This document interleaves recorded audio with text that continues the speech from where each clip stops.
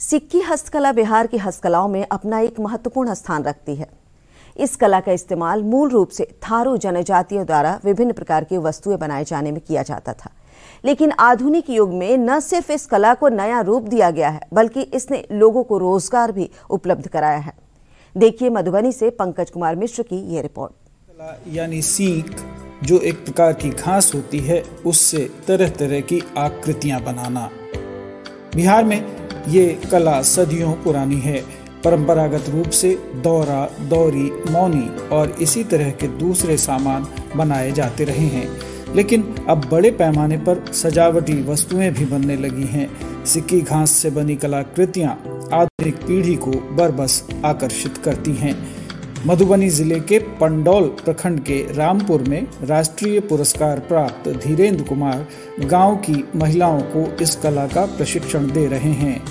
वे बताते हैं कि इस प्रशिक्षण केंद्र से अब तक 700 से अधिक महिलाएं प्रशिक्षण लेकर आत्मनिर्भर हो चुकी हैं।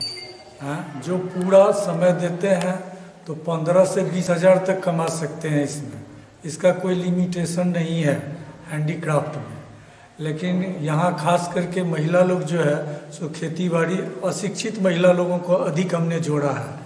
तो ये लोग अपना खेती बाड़ी ये सब माल मवेशी करके पार्ट टाइम करती है। बड़े शहरों में इन कलाकृतियों की अच्छी कीमत मिल जाती है।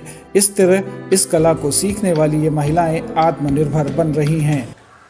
इससे फायदा है कि सब ये मिथिला का है, मतलब कलाकृति है, इसीलिए और महिला सबको ज़रूरतमंद है। काम करके आगे भी बढ़ सकती है, अपना ज़रूरत भी पूरा करती है और इसको बनाने के बाद बाज़ार में बेचते हैं। पैसा इससे होता है, इसे अपना ज़रूरत पूरा करने के लिए और इसे आगे भी बढ़ने के लिए सब महिला को ज़रूरत है। इस हस्तकला का प्रशिक्षण लेकर ग्रामीण महिलाएं 15 से 20 हजार रुपए महीने की आमदनी कर सकती हैं। मधुबनी से पंकज कुमार मिश्र की रिपोर्ट, दूरदर्शन समाचार, पटना।